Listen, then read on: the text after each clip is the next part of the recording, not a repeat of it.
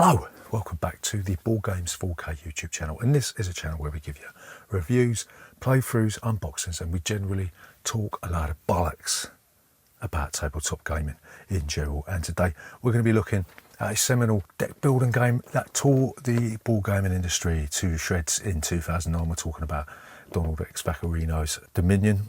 And in this game, what you'll be doing, you'll be picking cards out of a central display, adding them to your deck, shuffling your deck, playing cards that will give you more actions, more chances to buy more stuff, and you'll be buying victory cards in the hope that your deck contains more victory cards than any other player at the end of the game. And in this video, we're going to be giving you a very brief overview of the rules. We'll be telling you what we do like, what we don't like, and then we'll come back and we'll tell you whether or not Dominion is still worth playing today and in the future. So if you're new here, then please consider subscribing to our channel. Leave a comment in that section down below, and we'll see you after this.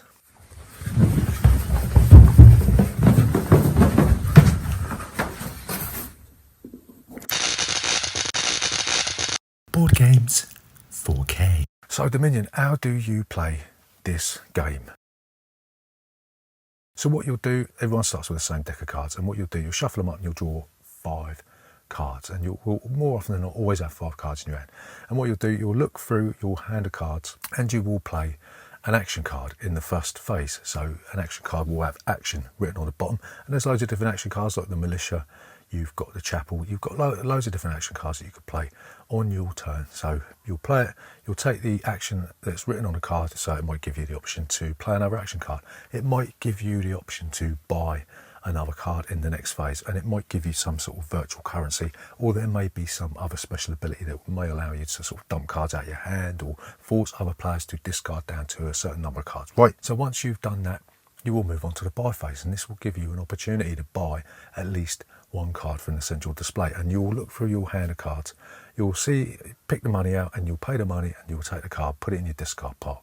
Right, so once you've done that, then you will discard any cards that are left in your hand. You'll draw back up to 5, and that is the cleanup phase. You'll keep going, you'll keep doing this until either 3 of the piles of cards that are in the central display have been depleted, or the most expensive victory point cards, the provinces, have been depleted. And then you'll end the game, you'll go through your deck of cards, add up the amount of victory points that you got from the duchies and the provinces and whatever, and any other victory points like the gardens that might give you stuff. And then whoever's got the most points at the end of the game is the winner of Dominion, and that's how you play Dominion. So what do we like about Dominion? So the first thing that we really do like about Dominion is the way that it's so quick, so simple, and it blew the industry, the board gaming industry, away in 2009. Nobody had ever seen anything like this, and it laid the groundwork. I'm not sure if it was the first deck building game, but it certainly was the most popular and most seminal deck building game that was around. It really sort of cemented itself in people's minds as probably the first deck building game. So yeah, it blew everything wide open. It laid the groundwork for more complex deck building to come into board games. So if it weren't for this game, you wouldn't have Marvel Legendary and all the other stuff that spun off. You wouldn't have the old Harry Potter deck building game, and you certainly wouldn't have the deck building elements that you see in games like Mage Knight and Clank and all that sort of stuff. So yeah, the fact that it was the first game that really caught the public's imagination is a wonderful thing.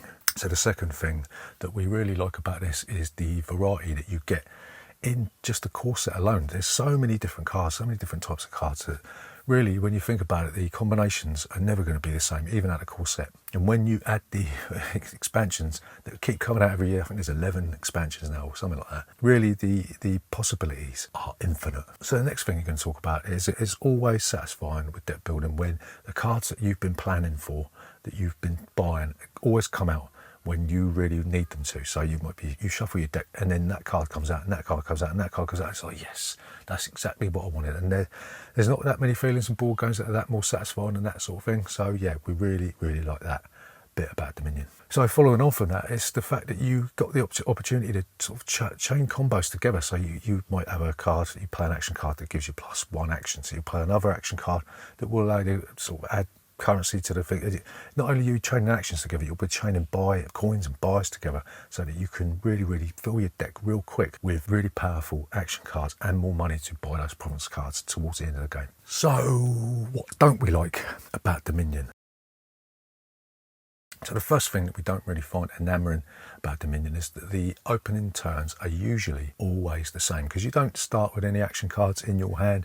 You just start with money and some useless provinces, and the opening turns are generally just these generic play a few coins, try and get some coins into your deck, maybe buy one of those cheapo cards to get into your deck, and they're just going to keep coming round and round and round for the first few turns. So it's almost like sort of wading through mud with the first few turns of this one. So another thing that we don't like about this is the fact there's not that much competition for cards in the early stages of the round, because I think there's about 10 cards in each deck. Even if you're playing with 4 players and everybody buys the same card, you're going to have a few turns where those cards aren't going to be in short supply. So that's really frustrating. It follows on from the last point. The first few turns are always the sort of same sort of thing. So the next thing that we really find it's a bit of a downer with Dominion is the theme is completely non-existent. There's this theme where you're sort of building this Dominion. That's a load of old rubbish. There's no theme in this, and I think maybe we're looking back at it and seeing how a theme was added in later iterations of the deck building mechanism, like in Marvel Legendary and all that sort of thing, Harry Potter and all that. So maybe we're looking at it with hindsight, with rose-tinted spectacles, because did we really expect the first deck building game to be awashed with theme? Probably not, but it's still a lot of crap. So the next thing that we find frustrating about Dominion is that your deck is more than likely just going to get stuffed full of coins towards the end of the game, and when you get to that point where you're just drawing all these copper cards because there's nothing else you could buy at the previous round, then there's not going to be anything really that's going to tickle your fancy, so to speak, on the display. So there might be a couple of rounds where you're just sort of thinking, well, there's nothing to do, I ain't got no money in my deck, so I'm just going to have to take one of those copper coins for nothing, and then that's just going to fill your deck full of a load of fluff. So it is a bit frustrating in that respect. Probably this is frustrating for us because we haven't played Dominion. We're not Dominion experts. We don't know the intricacies of this. We've played it a lot, but not that much. And some people play this religiously and they're experts. They play it online. We haven't had that luxury, so maybe we're talking out of our backside there. But it seems to be that sometimes there's not that much stuff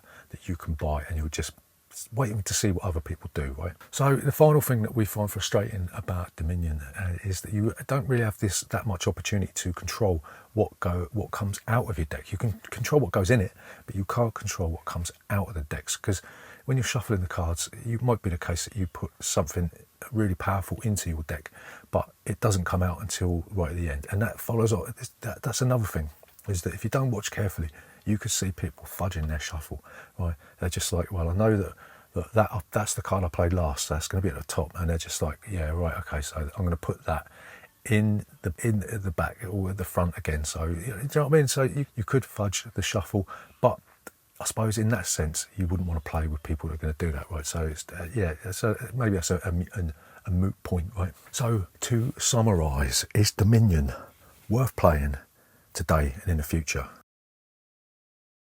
Dominion is without doubt a groundbreaking game that really did change the industry for the better, because like we said, without this you wouldn't have the more intricate, wonderful deck building games that you have today, like Marvel Legendary and all that sort of stuff. That's not to say that this game doesn't feel dated, because it does, and it does feel a little bit empty and wonky at the same time, you know. So there's a few things in this game that maybe we haven't played. We've only got the core set. We haven't played with the expansions, right? So we can't say about whether Dominion Seaside or Intrigue or whatever changes things up. It probably does, but it's still the core set alone does feel a little bit dated and a little bit wonky, depending on whether or not you're going to randomise the cards that come out at the beginning, right? So the expansions, obviously, even though we haven't played them, we know that there's 11 expansions for this, or 10 expansions, so that's going to keep this game fresh and relevant. And obviously you've got infinite possibilities with the cards that are contained within those expansions if you're going to blow that much money on it. So, but